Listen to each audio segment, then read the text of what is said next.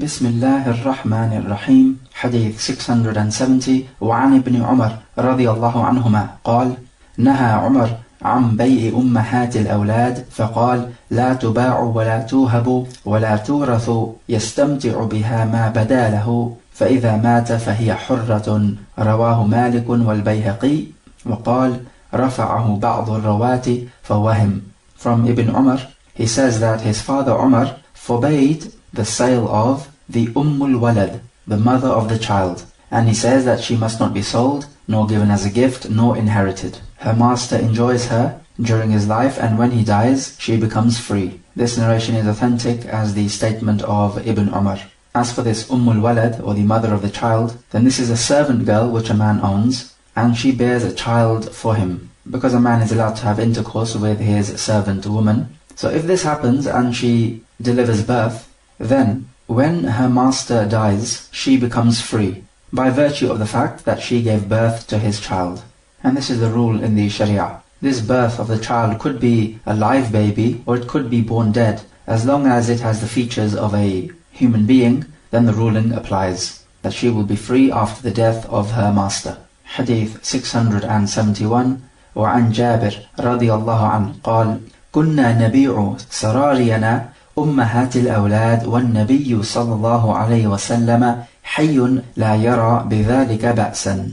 رواه النسائي وابن ماجه والدارقطني وصححه ابن حبان. From Jabir, he says that we used to sell our concubines, the Ummahatul Awlad, the mothers of the children, and the Prophet was alive amongst us, and he did not see a problem with this. This narration is authentic, as a statement of Jabir.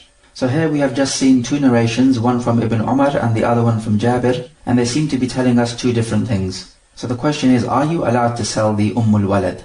We say it is permissible to sell the Wallet, as the Prophet acknowledged this. However, Umar forbade it, not because it is haram in the Sharia, but as a political measure. And this is perfectly permissible for the ruler, because when Umar saw that people were not respecting the sanctity of the Wallet and they were just selling her, then this posed a problem, because the children which this servant woman bore were free people. So of course you cannot sell a free person, but as for the mother, she was being sold because she was a servant. So this would lead to the mother and the child being separated.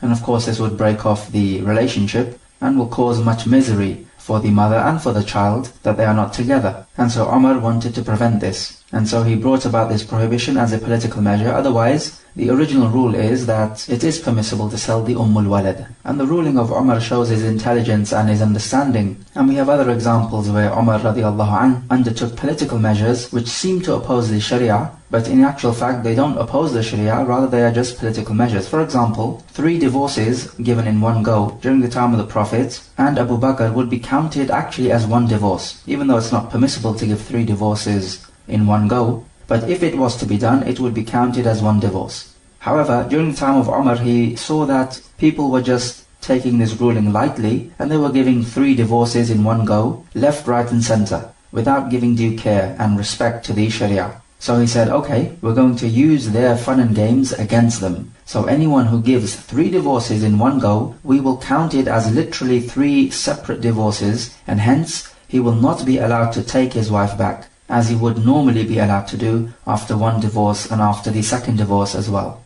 So now this political measure will make people think about giving 3 divorces in one go. So Umar here is not going against the Sharia, rather he's introducing this political measure to boot some sense into the people and to prevent them from taking the Sharia for a ride. Similar is the case where Umar increased the punishment for drinking khamr to 80 lashes, whereas it was 40 during the time of the Prophet and Abu Bakr. So this is a political measure which Umar radiallahu anh has brought in to rectify the affairs of the people. Also, it is permissible to give a servant as a gift to somebody, and also if you possess a servant, then if you die, he is inherited by your inheritors, because the servant is deemed to be part of your wealth. As for the selling of the Wallet during the time of the Prophet, we can assume that it would be such that the mother and the child would not be split. So there would not be any broken hearts with the child or the mother. But as for during the time of Umar, it is likely that they were being split, and Umar of course did not like this, so he forbade it. And something which is permissible in the Sharia, the ruler is allowed to make it forbidden if it is for a greater benefit. Or perhaps this permissible act is leading to something which is undesired.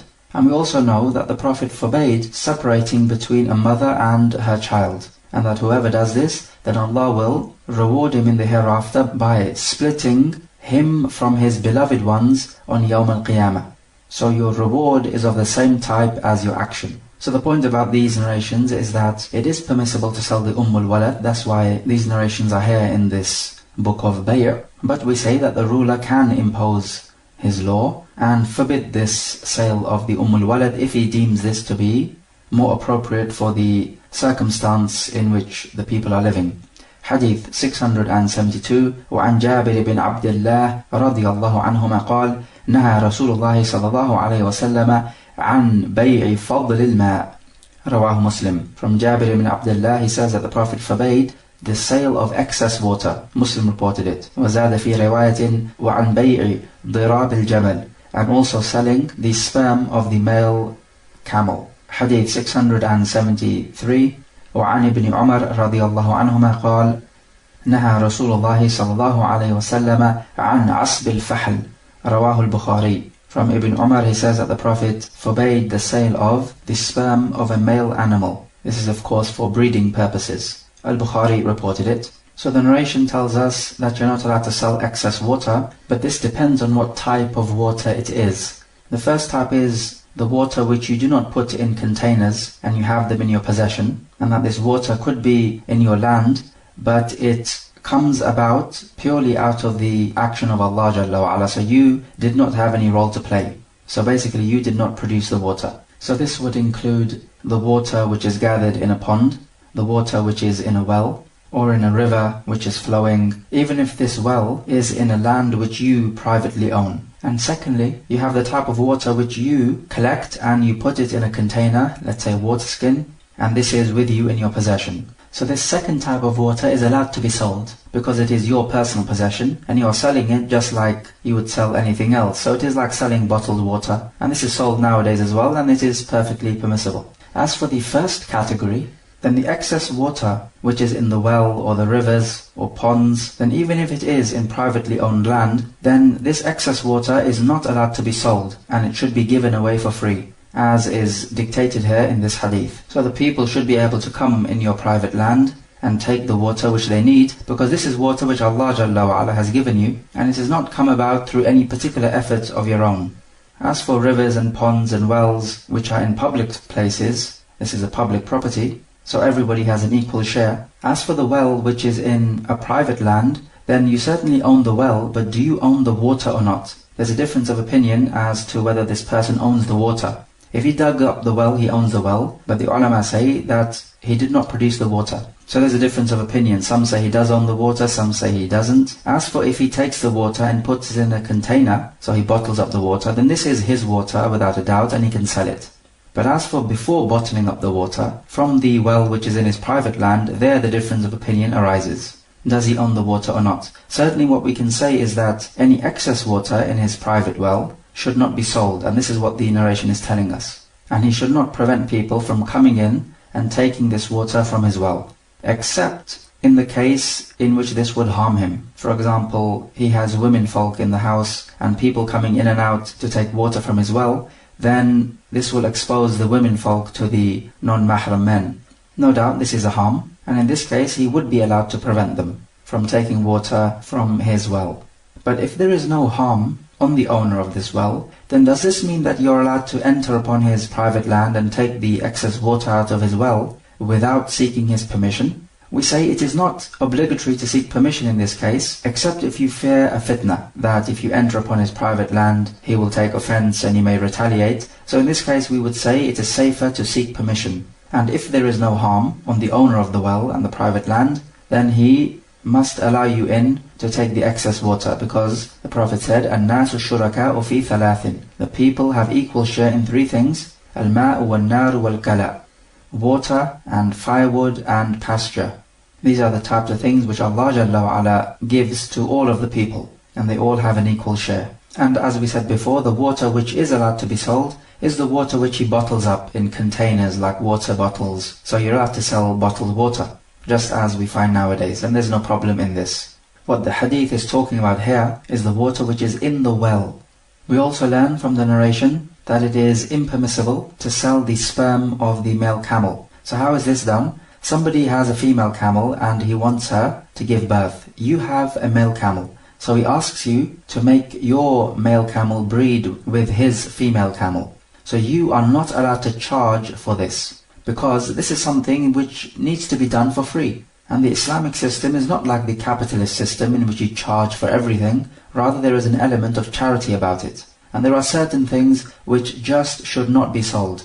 Excess water is one type, and here the sperm of your male camel is another. So you do not charge for this breeding service. True, if in breeding it will cause some sort of harm to your male camel, you feel, then you can easily refuse his request, but you are not allowed to charge for the service. Because simply there will be no harm on you if your male camel breeds with his female camel, and it is something which will benefit him. And also, if you charged him and your male camel mated with his female camel, but the female did not become pregnant, because it is not necessary that she will become pregnant, then how will the owner of the female camel feel? He will feel that he has paid you money and he has not got anything in return. It will lead to envy and hatred. And so certain things which will not cause you any harm if you gave them away and will bring benefit to others should be given away for free. We have an example of this where Umar radiallahu anh, when he was the Khalifa, told Muhammad ibn Maslama in a situation where the neighbor of Ibn Maslama, his garden was in between the two gardens of Ibn Maslama. So his neighbor requested Ibn Maslama to allow the water from his garden to flow into the neighbor's garden, meaning the neighbor of Ibn Maslama. But Ibn Maslama refused. And so Umar said, I will make the water flow from your garden into his garden, even if the water has to flow on your belly. So basically he's saying that the water certainly shall flow into the garden of your neighbor. So why did Umar take a strict stance here? It's because Ibn Maslama was preventing something which will not harm him if he gave it away, and it will produce a benefit for another person. So how can you prevent something like this? The only person who would ever do something like this is somebody who simply wants to harm the other person. And this is not permissible in the Sharia. Some of these narrations we are forbidden from two types of sales. That of water, which naturally occurs in wells and rivers. That of the sperm of the male animal. It doesn't have to be a camel, of course. It could be the sperm of any male animal, as we find in the narration of Al-Bukhari. So this means that if you were to sell these two types of products, then the sale will be fasid. And so its presence is like its absence, and you are not allowed to take the price, and the price must be returned. Because whoever does an action not in accordance with this matter of ours will be rejected. Also notice the narration says excess water. The ulama say it does not have to be excess water, it just has to be water. Because the point is that this water did not come about through the effort of any single person. Allah Jalla wa Ala granted this water. Even though you dug up the well, you own the well, but not the water. So it is actually just any water. And the reason, they say, why the Prophet mentions excess water is because this is what would be most common. People would want to sell excess water. Otherwise, it does not have to be excess water. The point is that everyone has an equal share in water, firewood and pasture. For example, in the Quran, Allah says about the women, you are not allowed to marry from them. وَرَبَائِبِكُمُ اللَّاتِي فِي حُجُورِكُمْ, and the daughters of your wives in your homes. So these daughters are in your homes. So what if they're not in your homes? Then are you allowed to marry them? The answer is of course you're not. But the reason why he mentions that these daughters of your wives are in your homes is because this is what is most common. Likewise, Allah says, وَلَا تُكْرِهُ فَتَيَاتِكُمْ عَلَى الْبِغَاءِ إِنْ أَرَادَنَا تَحَصُّنًا لِتَبْتَغُوا عَرَضَ الْحَيَاةِ الدُّنْيَا. And do not force your servant girls into prostitution if they desire chastity only for you to seek the material gains of this world. So does this mean if they do not desire chastity, you are allowed to put them into prostitution? The answer is no, but what is most common is that they would be desiring chastity. And so we can take from this narration that when it comes to these trivial issues, then a price should not be charged for it, like the sperm of a male animal. There are certain things which you just give away for free because it is beneficial to do so and it will not cause you any harm. If the owner of the male camel charges a price, or forces the owner of the female camel to give him a bribe, then the sin will be upon the one who takes the price, meaning the owner of the male camel. Because he should not be taking a price for giving away the sperm of the male animal. And also, as we said before, there is a degree of uncertainty in this transaction because you do not know that their mating will lead to pregnancy.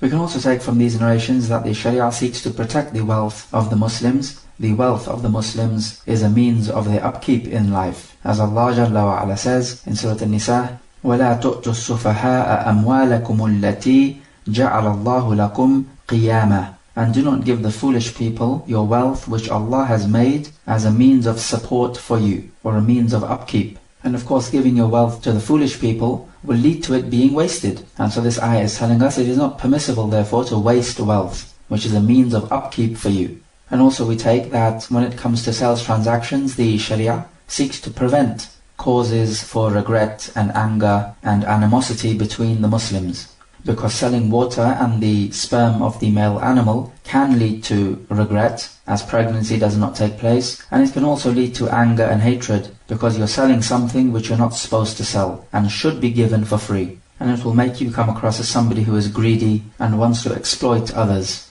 Hadith 674 وعن ابن عمر رضي الله عنهما أن رسول الله صلى الله عليه وسلم نهى عن بيع حبل الحبلة وكان بيعا يبتاعه أهل الجاهلية. كان الرجل يبتاع الجزور إلى أن تنتج الناقة ثم تنتج التي في بطنها. متفق عليه واللفظ للبخاري. From Ibn Umar, he says that the Prophet forbade the sale of the child of the pregnant she-camel. And he explains it by saying that this was a contract which the people of Jahiliyyah would do, that a person would buy a camel and he would pay this price when the grandchild of this camel is born. This type of trade can be seen in two ways. Firstly, a person buys a she-camel and he's going to pay the price when the grandchild of this she-camel is born. So clearly here the payment date is unknown. The second way is that he buys the unborn grandchild of this she-camel, or perhaps the unborn fetus of the she-camel. So either the child or the grandchild, and both of them are not born. And so here you do not know what you will be receiving or are paying for. So this idea of buying the fetus of a camel is of two types. Firstly, you just simply buy the fetus which is inside the pregnant she-camel. Secondly, you buy the grandchild of this pregnant she-camel. So the she-camel is pregnant, it will deliver another she-camel. And then when this she-camel delivers another child, then this is the child which is bought. So the point is that the buyer would give the price when the child is born. And this is an example of a transaction of gharar. Gharar is where there is uncertainty involved in a transaction. And so in this case, the buyer obviously owes this money to the seller, but when does he have to pay? After how long? We don't know. Of course, we cannot predict when this child will be born. And so this is the gharar element of this. So the debt which the buyer owes, it is unknown when he will pay. And this goes against the text because Allah Jalla wa Ala says, يَا أَيُّهَا الَّذِينَ آمَنُوا إِذَا تَدَايَنْتُمْ بِدَيْنٍ إِلَىٰ أَجَلٍ مُسَمًّى فَاكْتُبُوا. O you believe, when you contract a debt amongst yourselves to be paid at a known date, then write it down. So the idea is that this debt needs to be paid at a known date. أَجَلٍ مُسَمًّى, a later date which is named or which is known. Likewise, with the bay' salaf, they would pay in advance for fruit to be given at a later date. So this fruit now is a debt which the seller owes to the buyer because he's going to give it at a later date. And the Prophet said that whoever makes this bay' salaf, then let him do so for a known quantity of fruit, which is to be paid at a known date or after a known time period. So all this needs to be known. If it is not known, then there is an element of gharar, which is uncertainty. And so this bay' or habal al-habala, buying a camel and paying when its grandchild is born, the payment date is unknown. And this unknown date will lead to argumentation, and therefore would lead to animosity and hatred, which the Sharia seeks to cut out from society. So the point is, whether you're selling the unborn child of the she-camel or the unborn grandchild of the she-camel, they both contain gharar, as you don't know what will be born, whether you will like it or not. As for if you buy the mother, then you don't know when it will have grandchildren, so the payment date is unknown. Note here though that the sale of a pregnant she-camel is permissible. It's just the sale of her unborn baby which is not permissible, because you don't know how this baby will look like, whether it be a male or a female, healthy or unhealthy. Perhaps it will be defective. You don't know. And so all of this could lead to argumentation. We take that the sales transactions of the people of Jahiliyyah in principle are permissible, except that which the Sharia says is impermissible. For example, the people of Jahiliyyah would have this mudaraba contract, where one person would supply the wealth, and the other partner would travel out in the land and sell this wealth, and they would share the profits, in accordance with how they agreed. So this is something which the Sharia allows. As for paying back at a later date, which is unknown, then this condition is not permitted, although the sale transaction can go ahead, but he just has to pay immediately, that's all. So we simply do not pay any attention to this condition that he will pay back at a later unknown date, as in the case with this hadith. So for example, if somebody says, I'll buy this from you and I'll pay you back when my friend Zayd returns from his holiday. And the point is, we don't know exactly when Zayd will return from the holiday. So clearly this is an unknown time, and therefore this condition will not be permissible to be made unless you stipulate an upper limit for the payment, let's say 1 month or 2 months. So if you have an upper limit, then this is fine. But if you just leave it hanging like this, and you say that I'll pay you back when my friend Zayd returns, then this should not be left hanging. Because if you leave things unknown, then they will lead to disputes and argumentation. Hadith 675. وعن ابن عمر رضي الله عنهما أن رسول الله صلى الله عليه وسلم نهى عن بيع الولاء وعن هبته متفق عليه. From Ibn Umar, he says that the Prophet forbade selling of the wala and also giving it as a gift. We spoke about the wala before. We said that if a person has a servant and he frees that servant, then the master of the servant will have the wala of the servant, which means the right to inherit from this servant when he dies. And the Prophet said that this wala is just like the blood relation, in that it is not allowed to be sold nor given as a gift. Just like you're not allowed to sell your blood relation nor give it as a gift. So you cannot tell somebody else who's not related to you, you pay me such and such an amount of money, and you can have the ruling that you are like the biological son of my father. So when my father dies, you are allowed to inherit from him. So this is obviously not allowed to be done. So the same thing with the wala. The wala solely belongs to the one who freed the servant. And the reason why we have this system of al-wala is because when the master let the servant free, he clearly bestowed a favor upon him. So as a return for this favor, he has the wala. So that's the first reason why you're not allowed to sell the wala, because it is like the blood relation, and selling the blood relation is obviously not permissible. The other reason why you're not allowed to sell the wala, because if you did so, it is not a guarantee that you will definitely inherit from the freed servant, because the freed servant may well have other inheritors who take priority in the inheritance. So even if you were to sell the wala, there's no guarantee that the buyer would be inheriting from the servant. So there is this element of uncertainty here, which is a gharar. And because this type of sale of the wala is forbidden, then its presence is like its absence. And it is as if it did not occur, and the price needs to be given back. Notice here that the narration mentions the sale of the wala and giving it as a gift. These are two examples, otherwise what is intended is that this right of the wala is not allowed to be transferred to somebody else. It remains with the one who freed the servant. And so this narration is here because Al-Hafidh is explaining the types of trades which are impermissible. So previously we talked about the habalul habala, and now we are talking about the sale of the wala. And the point is that they both have a gharar. Hadith 676. وعن أبي هريرة رضي الله عنه قال نهى رسول الله صلى الله عليه وسلم عن بيع الحصاة وعن بيع الغرر.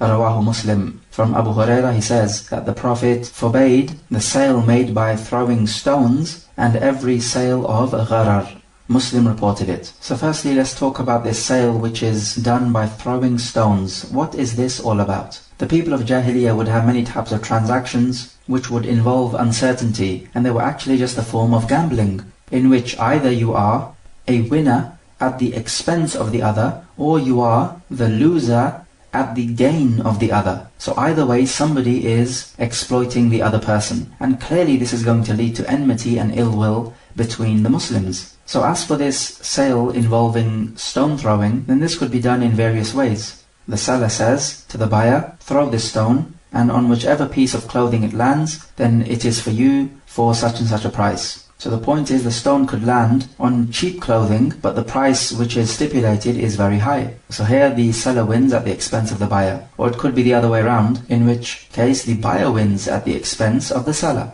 Or for example, you have a flock of sheep and the buyer says to the seller, throw a stone, and on whichever sheep the stone lands, then this sheep is for you for such and such a price. So this is a form of gambling. Or for example, he says, I will throw the stone, and whichever distance this stone reaches, then that amount of land is for you for such and such a price. Again, we don't know where the stone will land, how much land you will therefore receive. Perhaps the wind is behind him, so the stone will go further, or maybe the wind could be against him, and so the stone will not go as far. But the point is, there is a gharar involved, because you don't know exactly what you're going to receive. And where there is uncertainty involved, then you can be sure that there will be arguments and disputes. And so this sales contract with throwing the stone is an example of a gharar, which is what is mentioned directly in the narration as well. So the narration mentions a specific example and then it gives the general ruling. So what is the sales contract which involves al-gharar? Gharar means jeopardy or a hazard.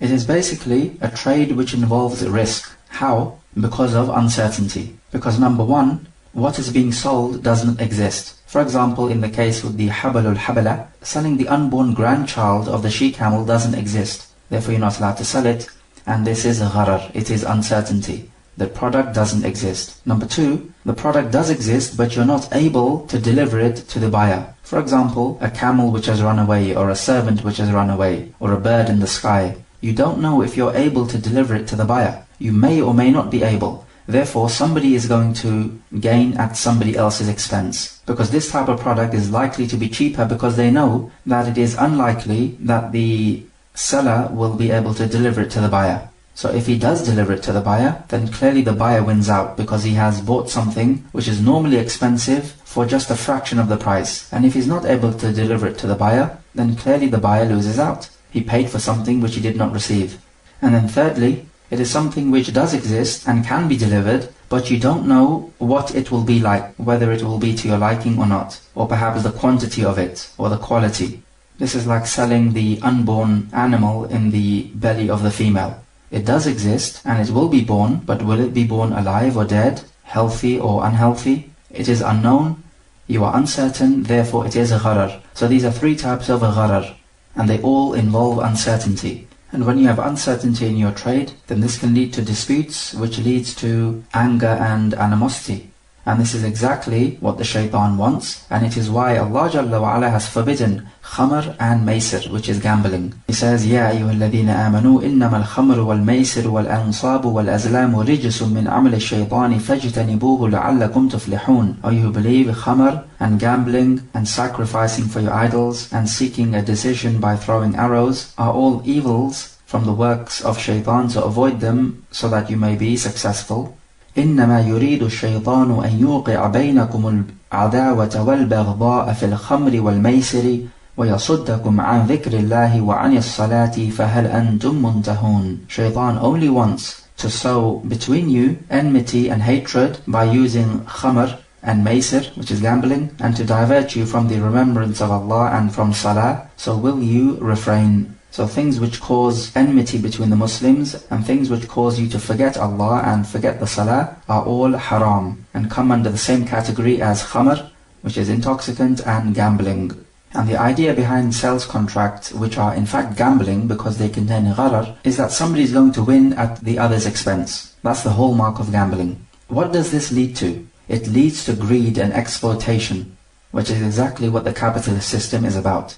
And the Sharia seeks to remove greed and avarice from the people. So we find therefore that the trade contract involving gharar, or those involving throwing of a stone, similar to the examples which we gave, then their presence is like its absence, and the contract is fasid. So we've already had some examples of transactions of gharar, for example selling the sperm of the male animal, or selling the unborn fetus of the pregnant animal. And we also have other examples coming up, selling fruits before they ripen, and also the mulamasa and munabadha, and other types which are coming up. So as for gambling, then in sales contract this is not permissible. Betting each other is allowed in those activities which come under the heading of jihad. So in those days they could have horse racing because horses would be used in fighting, and they would say we would have a horse race, everybody puts some money in the pot, and the winner takes the whole pot.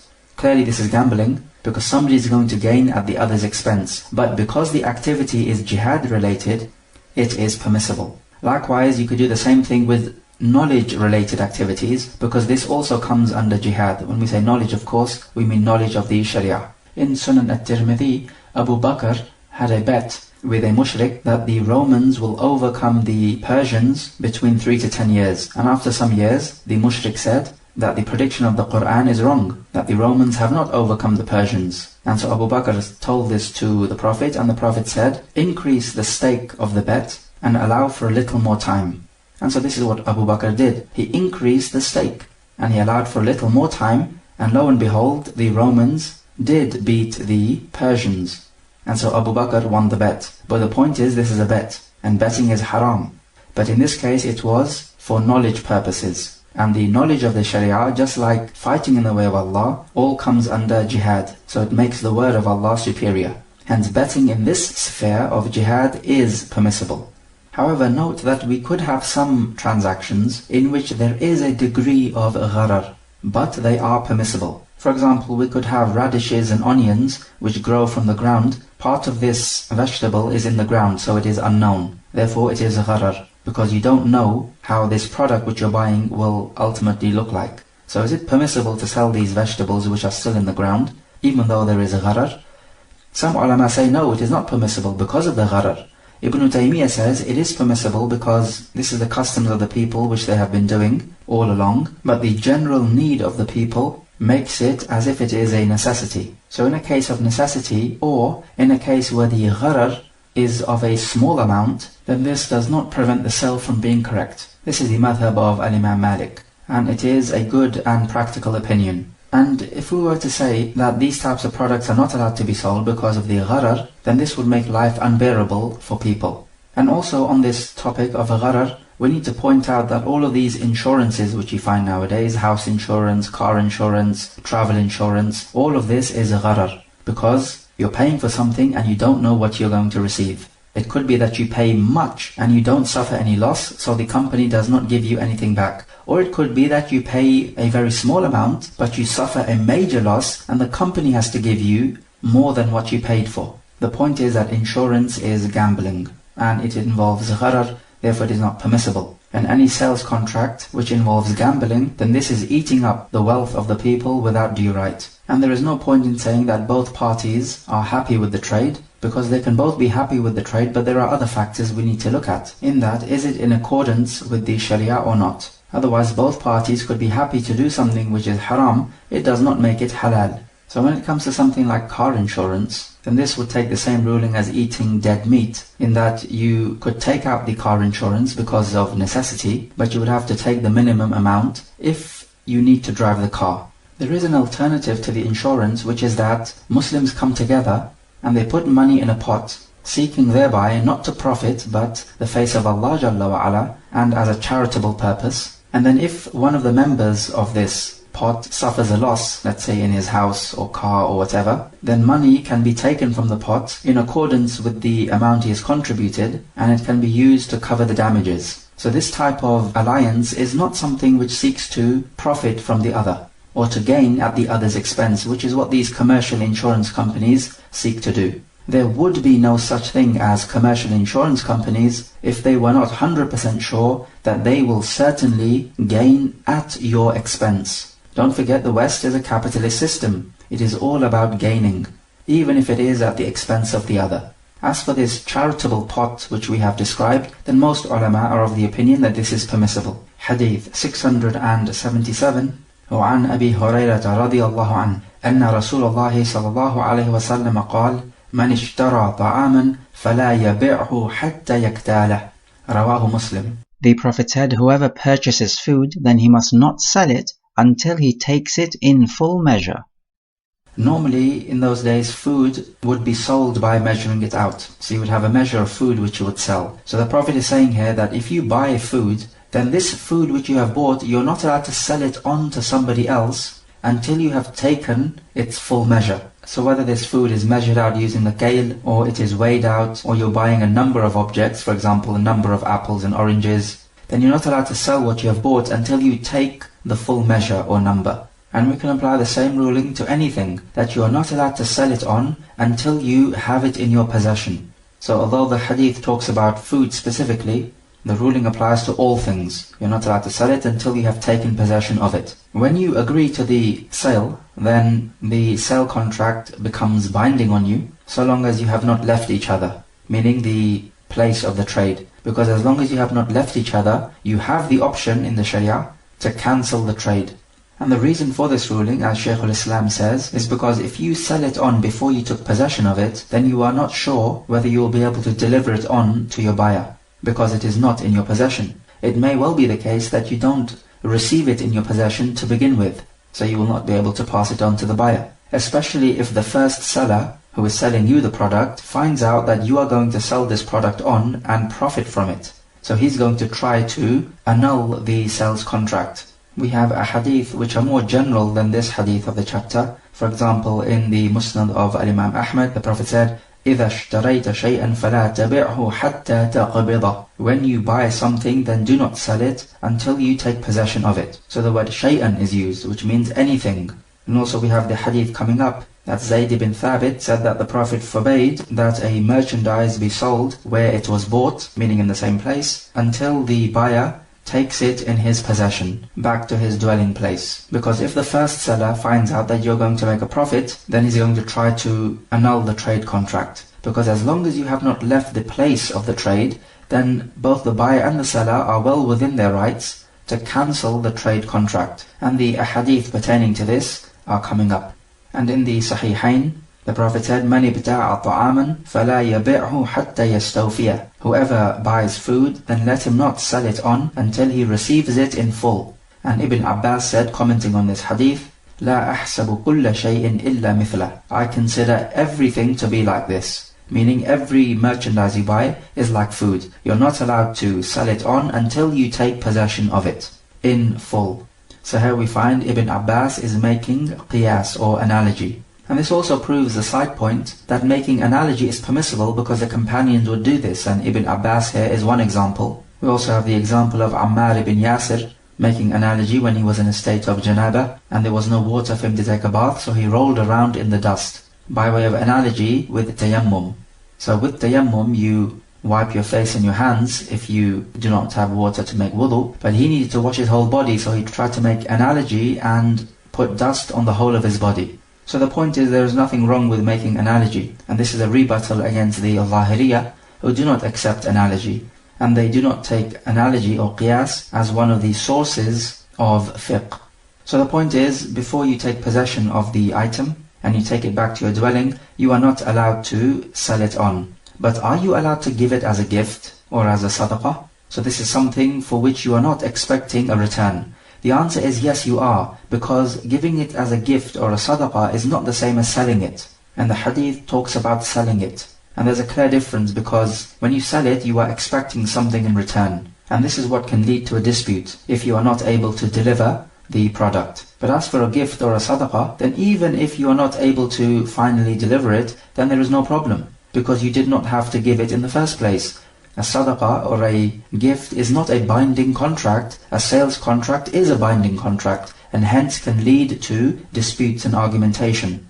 So there's the clear difference. Also, with regards to specifically the food, it could be that if you sell it on before taking possession of it, then after a while we know that the food amount or quantity could decrease if it's grains, for example. So if you sell it before you take possession of it, and then you deliver it to the buyer after you've taken possession of it, let's say 1 week after, during this time the amount of food may decrease, because the food can become dry and therefore decrease in quantity, and so therefore the buyer would think that you have conned him, that he has paid for more than what he was expecting. And again, we can see that this will lead to disputes. So this is one reason which is specific to the food. The other reason, we said that if the buyer sells it at the same place, normally he's going to sell it for a profit, and if the first seller finds out about this, then he's going to try to annul the trade. So this is the second reason now why this should not be done. The third reason, you are not sure that you're going to receive it in your possession, so you're buying something which you do not possess, and that is haram, because of the jahala or the uncertainty involved, that you may not be able to deliver it to your buyer. And we also have a fourth reason, which is that people could use this as a trickery to get around riba. And this is the problem with these halal mortgages which you find nowadays. If you buy something and you sell it on for a profit price without actually taking possession of it, then this is exactly like you paying money and receiving more money in return, and that's riba. So the bank would say that they would buy a house for £100,000 from the seller, and they will sell it to you for £150,000. So this halal bank has given away 100,000 and is receiving 150,000 in return. And in all of this, the house is just a little trickery for them to do this, because they do not actually take possession of the house before they sell it on. And Ibn Abbas said about a trade like this, that it is basically like selling dirahim for more dirahim, meaning money for more money. And that is clearly riba. As for the commodity, this is just a little trickery for them to justify what they are doing. These banks will call it murabaha, which is when you buy something and you sell it for a known profit. This is fine, but the point is that if you're not going to take possession of the item which you have bought, then this is not murabaha anymore, it is riba. So that is the fine line which we need to notice. So these are 4 arguments why selling something before you have taken possession of it is not permissible. Shaykh al-Islam Ibn Taymiyyah says that selling an item before you have taken possession of it is permissible if you're going to sell it back to the seller who sold it to you. He says there is no problem in this, because in this case the first seller is not going to try to annul the trade contract because you're selling it back to him, as opposed to you selling it on to another buyer for a profit price. Then if the first seller gets to know about this, then he's going to try to annul the trade contract. Shaykh al-Islam also says that it is permissible to sell an item before you have taken possession of it if you are going to sell it for the same price. Because again, in this case, the seller is not going to try to annul the sale contract, because you are not making a profit from what he sold you. So this will not lead to feelings of animosity and hatred. But we say that the hadith is general, and it is more worthy to follow the hadith, because this will cut off any trickery which people may be trying to play to justify this riba. Authentically, in the Musnad of Imam Ahmad, Tawus, one of the Tabi'een, asked Ibn Abbas about this idea of selling something before you take possession of it, and Ibn Abbas replied, أَلَا تَرَى أَنَّهُمْ يَبْتَعُونَ بِالذَّهَبِ وَالطَّعَامُ مُرْجَعٌ. Do you not see that they are trading in gold, and that the food which is sold is simply held back? So basically, trading gold for more gold is riba, but they're using this food as a merchandise to justify their trading in gold for gold.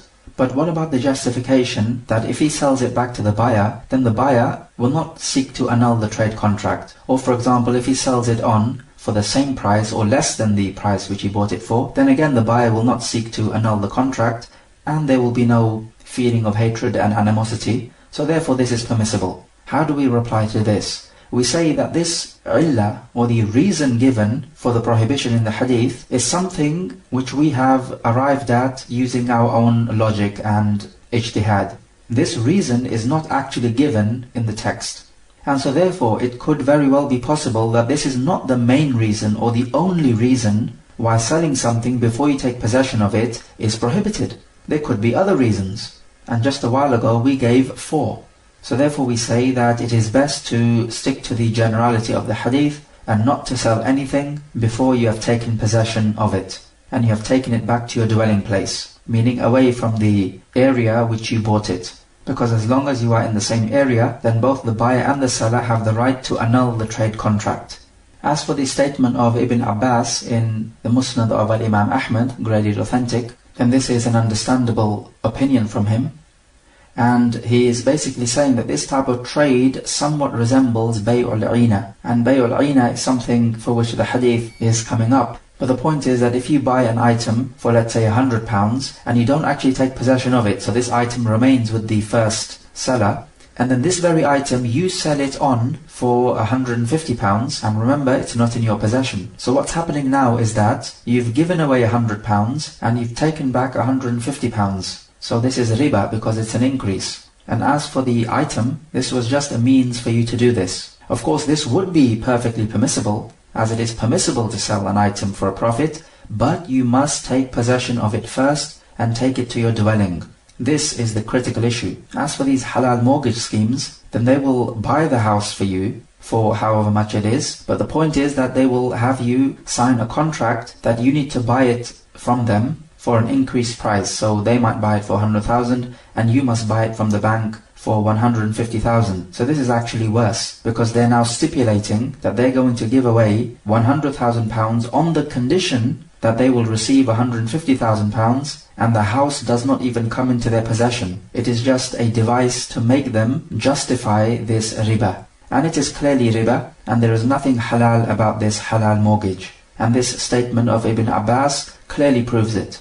If somebody said to you, I'll give you 100,000 pounds on the condition, which you have to sign, that you have to pay me back 150,000 pounds, you will clearly call this riba. And so this is what is happening in the halal mortgage. They're doing exactly the same thing, except they're using this house to try to justify it. Now let's move on to another issue. If the product is sold, but the buyer does not take possession, then before taking possession, if the product is damaged or destroyed, then who will suffer the loss? We say if the product is destroyed before the buyer takes possession, then the seller will suffer the loss. If it is destroyed after the buyer takes possession, then the buyer suffers the loss. If the item is destroyed by natural causes, then the sale contract is annulled. For example, you buy some food from the seller, and before taking possession of it, the food is destroyed by a flood. Then in this case, if you had given the money to the seller, then you take your money back. And if you had not given the money to the seller, then you do not need to give the money to the seller, even though you had agreed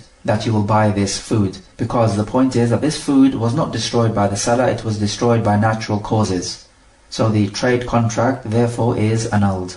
And similarly, if the food is sold to the buyer, but it is still with the seller, and it is eaten by some animals, then again the buyer does not have to pay the price to the seller, even though the contract was agreed, because the buyer did not take possession of the food. Or for example, if a human damages this product, and you're not allowed to make him into a guarantor, so it is not possible for you to, for example, take him to court. Maybe you have an oppressive ruler who damages the item. Now you would not be able to charge him because you simply do not have the authority. So in this case the trade would be annulled, and the buyer does not need to pay the money to the seller because he did not take possession of the item. If the item was damaged by another human being whom you are able to make as a guarantor, if the buyer wants to go ahead with the trade, then he can go to the person who destroyed the item and he will demand from him a similar item to that which he destroyed. He will not demand the price of the item. So notice the difference. If the item destroyed does not have anything similar to it, then he can demand the price of the item. As for if he annuls the trade contract, then he can simply demand the money he paid to the buyer.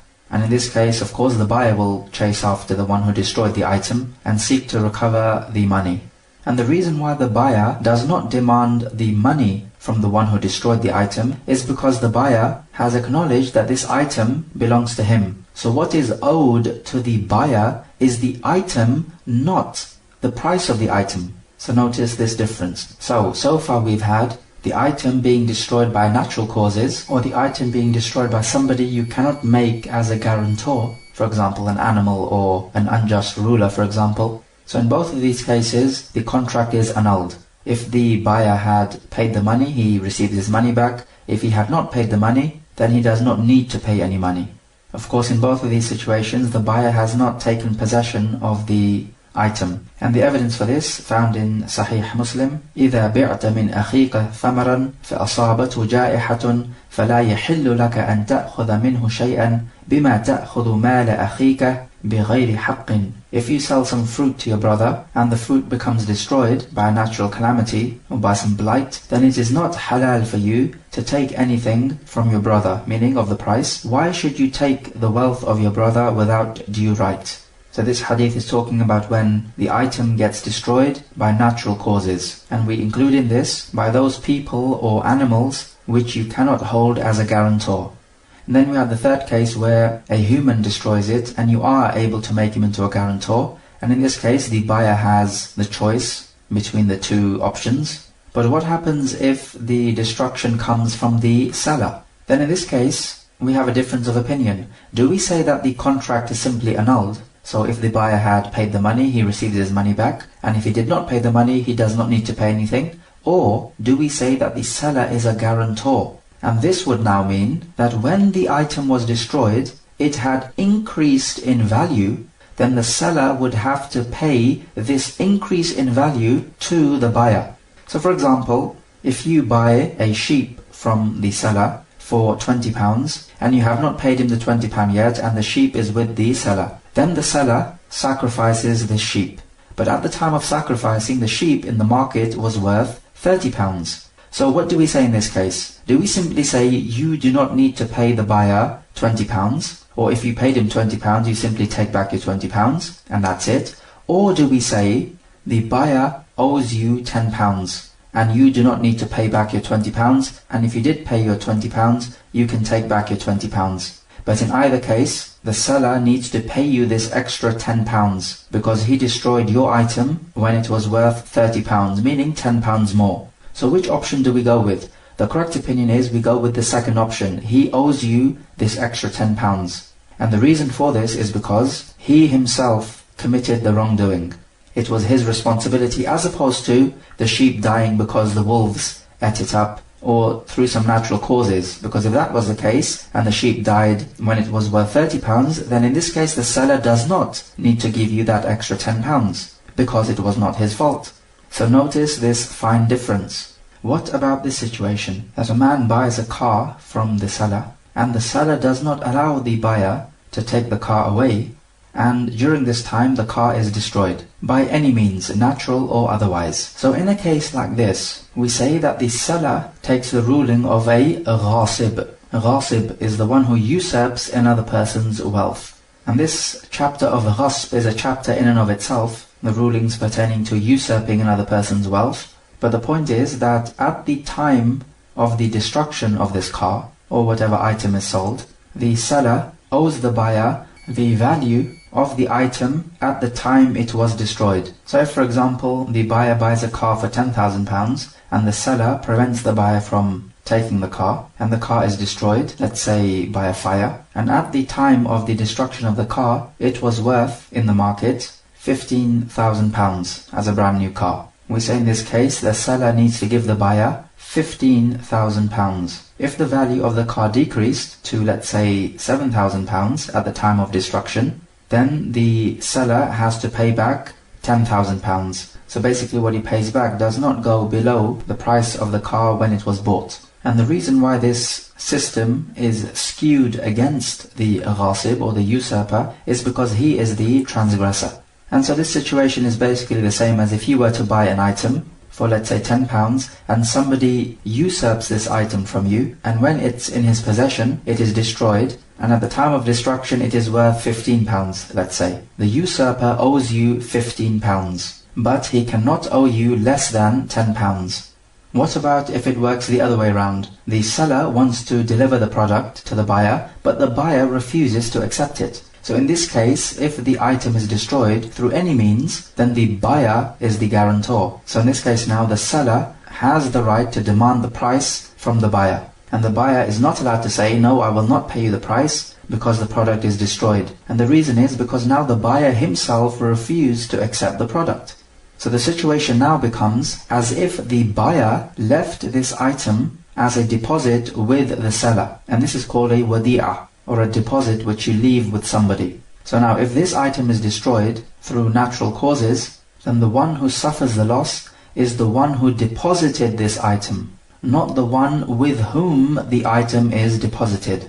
So we say, in summary, if the seller refuses to deliver the item to the buyer, then this comes under the category of ghasb or usurping. Or secondly, if the buyer refuses to take the item, then this comes under the heading of wadi'ah, or depositing an item with someone else. And ghasb and wadi'ah are two chapters in and of themselves with their particular rulings. Okay, let us take some review questions. So question number 1. Define who the Umm Wallet is, and then discuss whether she is allowed to be sold or given as a gift or not. Question number 2. Give 2 reasons why you should not charge for giving your male sheep or any male animal for copulating with another person's female animal. Question number 3. Explain the difference between when the purchaser refuses to receive the merchandise and when the seller refuses to deliver the merchandise. Who is a guarantor in each case if the merchandise is destroyed?